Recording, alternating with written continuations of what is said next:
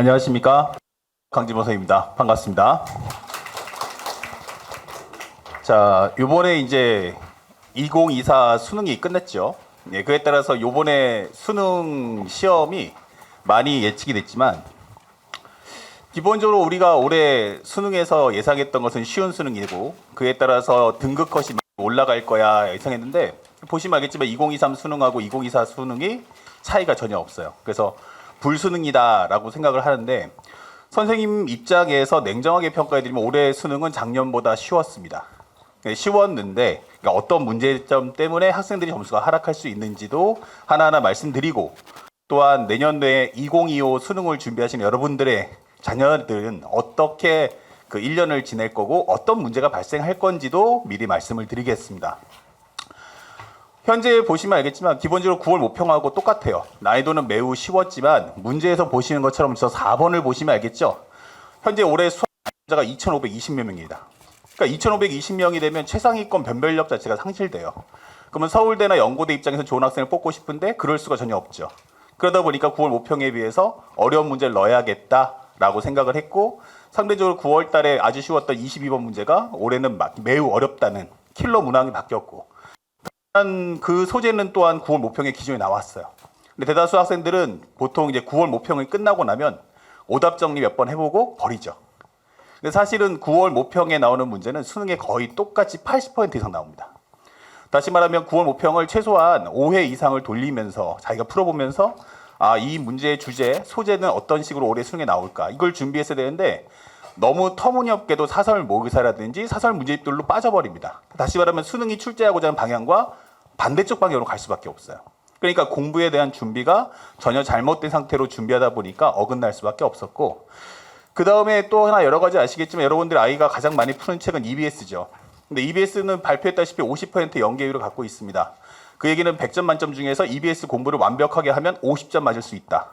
그럼 그 50점이라는 게 최상위권 학생들을 위한 50점이 아니고 최하위권 2, 3, 4점짜리 아주 쉬운 문제만 50점 낳고 있다. 그런데 학생들은 계속 고집스럽게 EBS를 꼭 풀어야 돼. 그러니까 시험에 안 나옵니다. 그러니까 올해도 말씀드리지만 기본적으로 중간고사, 기말고사 이런 내신 대비용으로 학교에서 EBS 할 테니까 그건 풀어봐야 하는 거 맞습니다. 하지만 EBS를 본다고 해서 6월 모평, 9월 모평, 수능에는 반영률은 없습니다. 이거는 매년마다 5년 동안 계속 흘러온 트렌드 중에 하나예요. 항상 말씀드리지만 기본적으로 만약에 저 같은 사람은 강사잖아요. 그죠? 예, 수학을 가르치는 사람이지만 더불어서 저는 돈 벌어야 됩니다. 저한테 가장 중요한 건 컨텐츠거든요. 요 새로운 어떤 짭짤한 컨텐츠가 있다 그러면 이걸 촬영을 안 하거나 현장 강의를 안 할 이유가 전혀 없습니다. 가장 대표적으로 메가스터디, 이투스, 대성, 인터넷 강의 선생님들 중에서 수학 선생님 한번 클릭해 보세요. 그 중에서 단 한 명도 EBS 변형 강의 하시는 분은 없습니다. 왜? 안 나오니까. 괜히 그거 했다가 욕먹어서 다음 연도에 은퇴합니다. 선생님 믿고 제가 이거 가지고 열심히 공부했는데 점수 안 나왔다. 책임져라. 은퇴해야 됩니다. 현재 실질적으로 EBS는 시험에 안 나옵니다. 기존에 나왔던 평가원 문제, 기출 문제를 그대로 변형했던 만든 게 EBS고, 그 BBS를 또 변형해서 공부하는 게 학원 선생들이고, 이제 그러다 보니까 점점 수능에서 어긋날 수밖에 없어요. 그러니까 결국 본질을 공부하는 게 훨씬 더 도움되는 거지, EBS 같은 경우 그냥 단순하게 무시하셔도 좋습니다. 최소한 국어나 영어나 탐구는 모르겠지만 수학의 경우는 EBS는 실질 반영률은 0이다. 오히려 독이 된다라고 생각하시면 좋겠습니다. 그래서 현재 올해 기본적으로 여러분들 아시겠지만 작년도 하나 보여드리면, 작년도에 2023 수능 때 정확하게 나왔던 통계 데이터, 아직은 우리가 가치점 결과만 나왔으니까 작년도에 기본적으로 확률과 통계에서 그리고 미적분 기하를 통틀었을 때 1등급 퍼센트를 잡거든요. 작년도 기준에서 90%가 미적분 기하였어요. 그리고 10%만 확통. 그리고 전체 2등급 전체 중에서 80%가 미적분 기하, 20%가 확통. 그럼 만약에 쉽게 어머님들 이해시켜드리면 100명 기준에 와서 100명 중에서 10명이 현재 확통이고 2등급 중에서 100명 중에 20명이 확통이에요. 그러면 만약에 200명을 잡아서 1, 2등급 안에 들자라고 하면 200명 중 30명만 확률과 통계가 되는 겁니다. 그러니까 만약에 우리 아이가 확률과 통계를 공부하는 문과 학생이다 라고 하시면 무조건 올해는 최저 등급 맞췄으면 대학 가겠지라는 생각을 버리십시오. 불가능합니다. 아까도 말씀드렸지만 200명 중에 330명 안에 든다는 거는 사실은 낙타가 바늘구멍 뚫는 것만큼 어려울 수밖에 없어요. 그러니까 어머님들께 부탁드리고 싶은 게 되게 많은데 어설픈 정보로 아이들을 이끌지 마십시오. 그러니까 어머님들이 어디서 설명회를 듣고 어디서 데이터를 들었는지 모르겠지만 잘못된 정보를 갖고 아이들 방향성을 흔들어 버립니다. 그러니까 무조건 우리가 1년을 공부하는 시험이잖아요. 근데 1년을 준비하는 시험인데 왜 목표가 100점이 아니죠? 어떻게 최저 등급만 맞추면 된다는 아니란 생각으로 아이를 지도하시는지 모르겠어요. 그러니까 아이는 한 발 더 했으니까 더 적당히 공부하는 거예요. 올해 수능은 매우 쉬웠어요. 근데 아이들이 기본적으로 우리가 대통령이 6월달 모평 이후에 킬러 없애라라고 했잖아요. 그러니까 준킬러 위주로 공부하겠다 하니까 애들도 열심히 공부하던 걸 수준을 낮춰버린 거예요. 근데 가이드라인이 없는 상태에서 아이들 생각으로 이 정도만 하면 될 거야 했는데 그 내려간 수준이 정부에서 원했던 것보다 더 내려가 버린 거예요. 그러다 보니까 올해 수능이 불수능이 되는 겁니다. 무조건 현재 정부나 교육부에서 이번에 쉽게 내겠어라는 건 철저하게 교수님들 입장이고 선생님들 입장에서 쉬운 거지 학생들 입장에서 쉬운 건 절대 아닙니다. 그러니까 안일하게 정부에서 쉽게 낼 거야 한다고 해서 나도 쉽게 공부해야지 이런 생각은 버리십시오. 무조건 실제 수능보다 약 20% 정도 좀 더 어려운 문제를 많이 풀어보는 것을 추천해 드립니다. 제 학생들이 첫날 연락 왔지만 이따 보여드렸지만 첫날 5명의 학생이 연락 왔는데 그중에 4명이 100점이에요. 현재 아시겠지만 22번 문제는 오답률이 99%입니다. 근데 제 학생들은 만점이에요. 왜? 그렇게 준비시켰으니까. 그러니까 준비를 어떻게 하느냐에 따라서 아이들의 미래가 달라지는 거지 어설프게 적당한 정보 가지고 이렇게 아이를 티칭하겠어라는 생각은 우리 어머님들이나 아버님들은 절대 하지 않으셨으면 좋겠다는 게 제 바람입니다. 자, 제가 또 하나 보여드릴 것은 현재 이거는 이제 제가 현재 하고 있는 시스템이고 현재 우리 학생들은 1월 달부터 실제 수능에 걸맞는 수준의 문제, 실제 수능보다 한 20% 정도 좀 더 어려운 스타일의 문제를 1월 달부터 공부하게 될 겁니다. 자, 그리고 현재 여러분들께 보여드리고 싶었는데 원래 제가 여기 와서는 제가 PR을 해야 되는데 오늘은 PR 대신에 어차피 전 잘났으니까 전 잘 가르치고요. 원래 학생들이 많습니다. 그래서 어머님들께 알려드리는데 왜 우리 아이들은 고3이 됐을 때 망가질까? 생각해 봅시다. 재수생들은 기본적으로 어떤 애들이에요?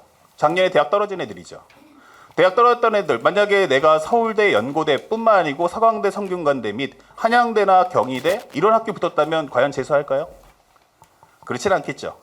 이왕 고생해서 대학 갔으면 이제 놀아야죠. 누가 그걸 재수하고 반수하겠어요? 그러면 우리가 일반적으로 재수나 반수한 애들은 일반적 정시나 수시가 다 떨어진 애들. 반에서 따지면 거의 한 15등에서 20등 밖에 있는 애들이 재수하는 거예요. 근데 그 애들이 어떻게 학력에 있는 고3들 최상위권 애들 경쟁해도 항상 재수생들이 수능에서 강세를 나타냅니다. 그러면 우리 고3 애들은 멍청하냐? 절대 그렇지 않아요. 재밌는 건 여러분들께 보여드렸지만 여기서 현재 노란색에만 집중하시면 좋겠어요. 현재 여러분들의 아이가 올해 1년 동안 살아갈 커리큘럼이에요. 전 이걸 보여드리고 싶어요. 너무 충격적이고 너무 힘들고 안타까워서 알려드립니다. 이거 다 팜플렛에 있으니까 그냥 팜플렛 동그라미 하시면 되지 사진 찍을 필요는 없어요. 저를 찍어주세요. 살 좀 뺐거든요. 현재 만약에 우리가 1, 2월 달, 이 1, 2월 달을 안일하게 준비하지 않으셨으면 좋겠습니다. 왜냐하면 만약 1, 2월 공부를 끝내고 만약에 정확하게 수능을 봤다면 재수생들은 재학생한테 상대가 안 됩니다. 똑같이 2달 공부하고 똑같이 시험 보면 재학생이 무조건 이깁니다. 근데 2월까지 끝내서 결국에 한 텀이 돌죠.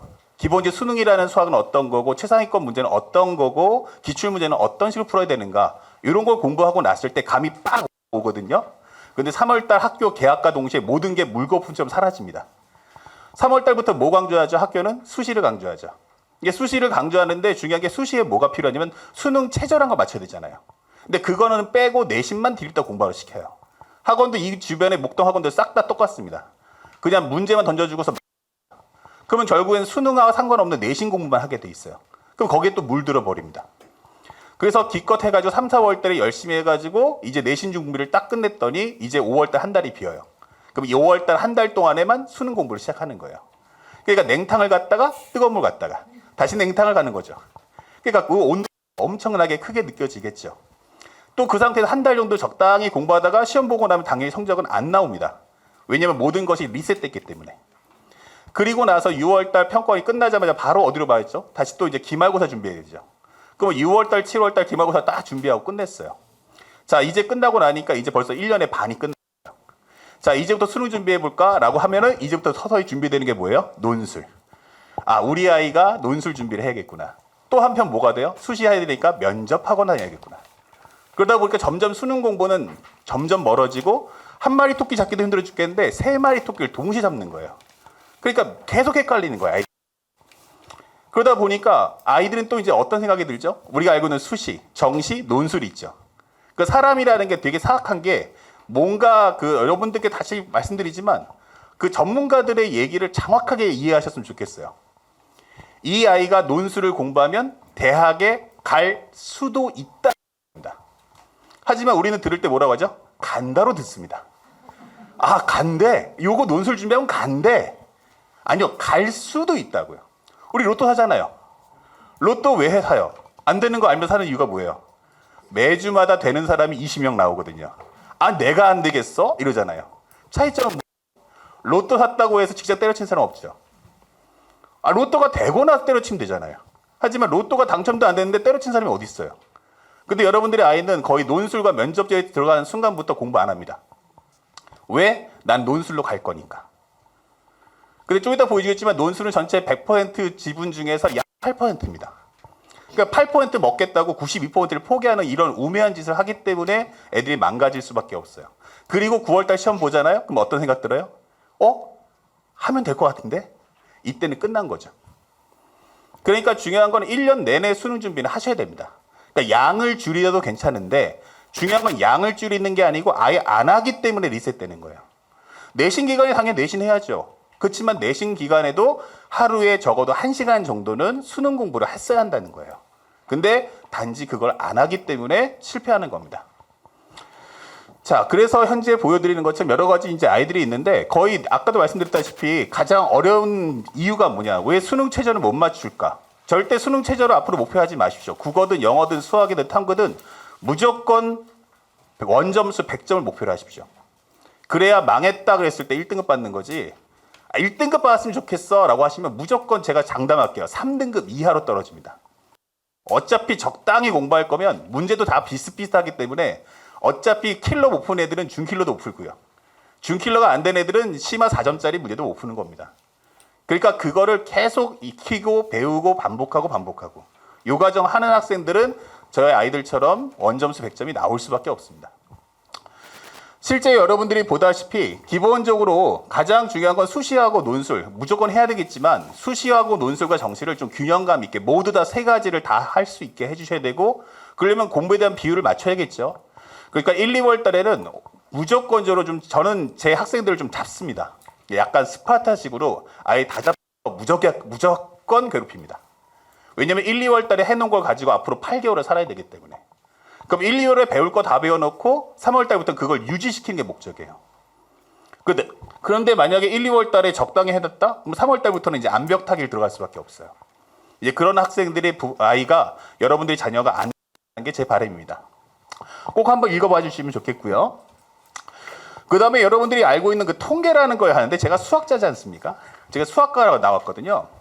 이게 통계가 귀에 걸면 귀걸이고 코에 걸면 코걸이입니다.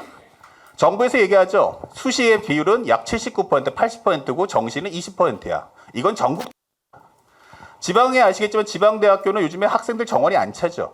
그러니까 수시로 올가매려고 하는 거예요. 어차피 성적이 안 나온 애들 서울대에 있는 데가 안 가죠. 그러니까 지방에 일단 넣어라. 우리 학교는 어차피 미달이다. 넣어놓고 왔는데 수능을 잘 봤네? 어차피 수시 합격되는 순간 어차피 정시 지원 안 됩니다. 그래서 이게 지방대까지 포함하면 저렇게 되는 거고 실질적으로 서울에 있는 수도권에 있는 학교만 따지면 그 비율은 확 달라집니다. 근데 여러분들의 아이가 지방대를 목표로 공부하는 학생들은 없잖아요. 여러분들 최소한 목표는 서울대, 연고대나 서강대, 성균관대 이렇게 이름 있는 학교 원하시는 거 아닙니까? 그럼 최소 정시 비율이 40%를 넘습니다. 그러니까 수능에 대한 비중을 너무 쉽게 생각하신다면 정말 그 고집은 이제 꺾으셨으면 하는 게 제 바람이고 제가 그래서 데이터를 보여드리는 겁니다. 그리고 여기서 기본적으로 정시가 35.6이지만 여기 있는 수시하고 정시는 다른 게 아니잖아요. 제일 중요한 게 가장 중요했던 거는 기본적으로 수시를 넣더라도 수능 최저를 못 맞추면 안 됩니다. 또 2년 전에 고려대학교에서 인문계열에서 수시 합격률을 정확히 따졌을 때 수시 합격률이 정확하게 14% 나왔습니다. 인문계열 전체에서 14%. 고려대학교 서울 캠퍼스. 그럼 걔네들이 공부를 못한 애들이 아니겠죠. 근데 안일하게 수능 최저만 맞추겠다라고 덤비를 하니까 자기가 포기할 것만 하는 거예요. 그랬다가 망하는 겁니다. 그러니까 절대로 그런 생각 안 하셨으면 좋겠어요. 무조건 모든 과목은 끝장을 봐야 됩니다. 어려우면 나만 어려운 게 아니고 전부 다 어려운 거잖아요. 그러니까 그걸 해결할 수 있는 아이가 그 학교를 갈 수 있는 자격이 주어집니다. 고려대학교가 수시 합격률이 14%라면 나머지 부족한 인원은 뭐로 뽑아보는데 전부 정시를 뽑으면 되는 거예요. 그러니까 사실은 이게 35.6이지만 수시에서 미달된 애들이 거의 14% 넘어갑니다. 그게 채워지는 순간 우리가 정부에서 말하는 5대5의 비율이 그렇게 해서 만들어지는 겁니다. 그러니까 안일하게 수능에 대해서 적당히 공부해서 우리 아이 가르치겠다 이런 생각을 절대 하지 마십시오. 내신은 내신대로 챙기셔야 되고 논술들 챙기지만 수능을 적당히 실험을 삼아서 해보다 안 되면 관두지 뭐. 그러니까 이런 생각하실 거면 올해 수능 준비는 하지 마십시오. 돈 낭비고 시간 낭비고 아이를 학대하는 것과 똑같습니다. 절대 그러지 않으셨으면 좋겠어요. 또한 현재 서울 20개 대학교 주요 대학에 대한 데이터도 뽑아드렸지만 학생부 종합, 그다음에 학생부 교과 그리고 수능까지 나와 있습니다. 저기 보다시피 39% 나와 있고 논술은 정확하게 8%입니다. 그럼 여러분들의 아이는 어디다가 비중을 높일 겁니까? 라고 저는 질문을 드리고 싶습니다. 이거 제 자랑할 시간인데 제가 올해 1년 동안 살면서 너무 가슴 아픈 게 많아서 어머님들께도 올해는 겪지 않으셨으면 하는 게 제 바람으로서 알려드립니다. 제가 수학하는 사람이다 보니까 저는 감이 아니고 철저하게 통계와 데이터를 중시 여깁니다. 자료를 드렸으니까 그 자료를 보시면 도움이 될 거라 생각하시고 논술을 하시는 건 좋지만 논술의 비중이 내신이나 아니면 수능의 공부보다 높아서는 절대 안 된다는 거. 논술 누구나 응시할 수 있어요. 하지만 보다시피 8% 이내라는 거. 거기다가 자신의 인생과 아이의 인생. 어머님들은 솔직히 미안하지만 인생의 절반 사셨잖아요. 하지만 우리 아이들이 이제 시작하는 건데 믿을 거라는 건 엄마하고 아빠밖에 없는데 엄마 아빠가 방향을 잘못 잡아주니까 애가 망가지는 거예요. 그러니까 그러지 않으셨으면 좋겠습니다. 아까도 말씀드렸죠. 갈 수도 있다지 간다라는 확신은 없습니다. 저도 마찬가지지만 수능 잘 본다고 대학 간다? 말 못 드립니다. 갈 수도 있다는 거죠. 다만 확률이 그만큼 높다. 만약에 수시와 정시까지 따진다면 최소한 그 확률은 90%를 넘길 거다라는 정시에 대한 수능에 대한 중요성은 강조 말씀드리며 또한 1, 2월 달 안에 수능 준비의 거의 50% 이상은 끝내야 한다는 게 제 지론입니다. 그러니까 절대 그것을 좀 명심하고 가슴에 좀 새기셨으면 하는 게 제 바람입니다. 제 학생들이고 요 학생들 중에 쭉 아까 첫날이에요. 제가 수능 첫날에 딱 받을 때 연락 그리고 잘 보내드리니까 그 밖에도 연락이 계속 왔지만 일단 가볍게 올려드리고요. 이 학생은 이제 첫날인데 100점이 나왔고 이 친구는 좀 시간이 여유가 돼서 저한테 수강 후기를 써달라고 했더니만 너무 많이 썼습니다. 그래서 이 학생은 이제 올해 수능이 나왔을 때 결과를 적어 드린 거고요. 나중에 다음 설명회 때는 제가 이 학생들이 어느 대학을 갔는지도 설명해 드리겠습니다. 이 친구는 맨 처음에 저한테 올 때 점수가 6월 달 모평이 끝나고 왔어요. 그동안 2년 동안 다니던 학원도 있었고. 그 점수가 하도 안 나오니까 저한테 왔고.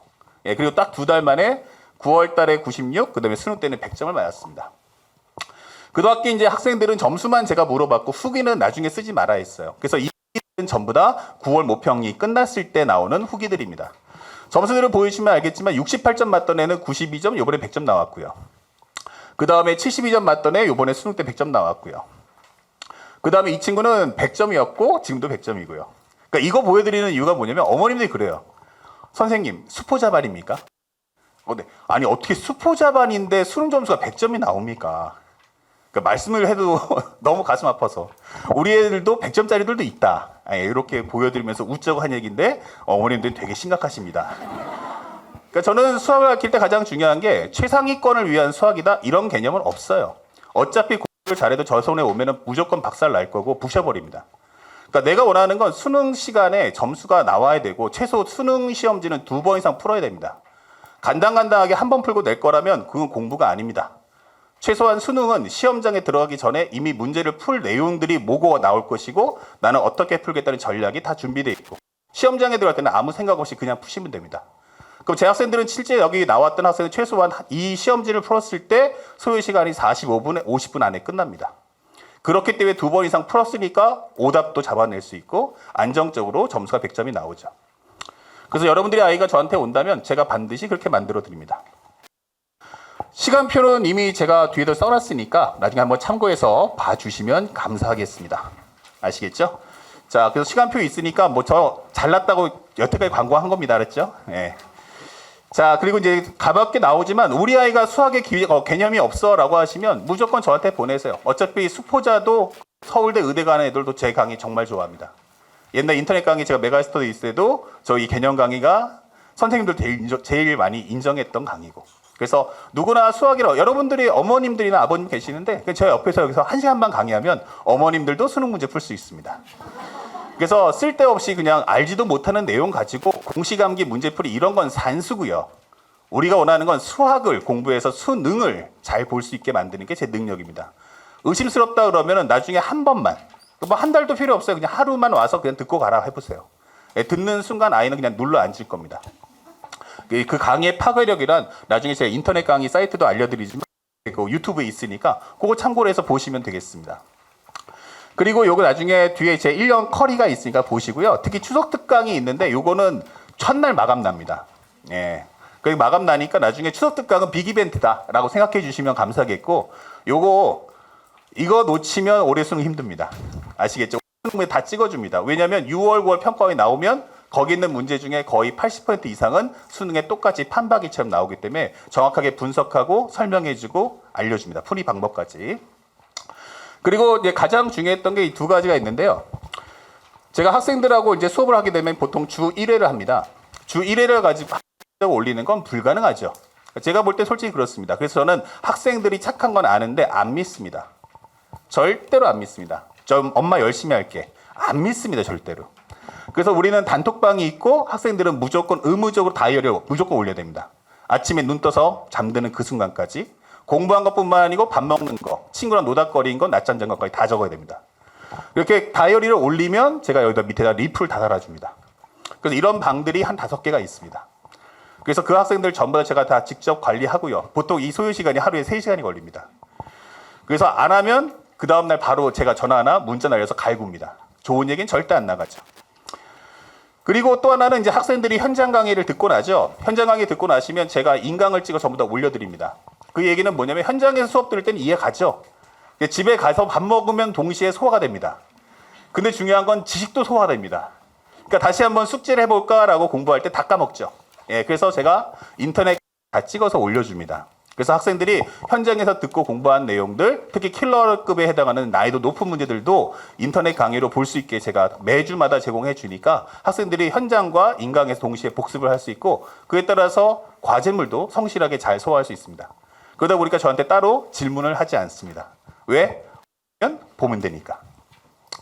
그래서 현재 유튜브를 진행하고 있고 그 다음에 여러분들의 아이가 저 강의 어떤지 잘 모르잖아요. 예, 그럴 때는 거기 있는 거 현재 여기 유튜브 채널 강진모 검색하시면 제 채널 나오니까 거기 들어가서 맛보기 강좌만 좀 봐봐. 이렇게 설명해 주시면 좋을 것 같습니다. 아시겠죠? 그래서 원래는 재광고 시간인데 좀 어머님들이 좀 아셨으면 또는 아버님들이 좀 꼭 기억했으면 하는 게 아까 했던 1년 학생들의 커리를 좀 명심하시고 너무 흔들리지 마시고요. 그리고 내신학원 열심히 다녔을 텐데 이제 그만 다니시고요. 이제는 수능에 좀 집중해서 공부했으면 좋겠어요. 나중에 1학기 때 내신 준비하다가 나머지 1학기 끝나면 여름방학 때 수능 준비한다? 말도 안 되는 얘기 하지 마시고요. 수능과 내신은 동시에 잡아야 됩니다. 아시겠죠? 저한테 보내주시면 제가 책임지고 아까 봤던 원점수 100점짜리에도 지금은 더 많았습니다. 하지만 그 아이들의 명단에 여러분들의 아이가 함께 할 수 있도록 꼭 만들어 드릴 거고요. 만약에 저 끝나자마자 또 따라오신 분들 계셔서 미리 알려드리는데 이거 목차 맨 앞에 보면 제 핸드폰 번호 적혀 있죠. 예, 전화하지 마세요. 문자를 주시면 제가 전화드리겠습니다. 아시겠죠? 그래서 워낙 문자가 많이 오면 제가 순차적으로 알려드릴 거고 시간 제한 없이 제가 정성껏 다 말씀드릴 거고요. 여러분들이 이제 아이들한테 전달하고 싶은 내용들이 있으면 그것 또한 제가 아이들한테 잘 전달해서 1년 동안 여러분들의 아이가 꿈을 이루도록 꼭 만들어 드리겠습니다. 저를 믿고 맡기십시오. 수고하셨습니다.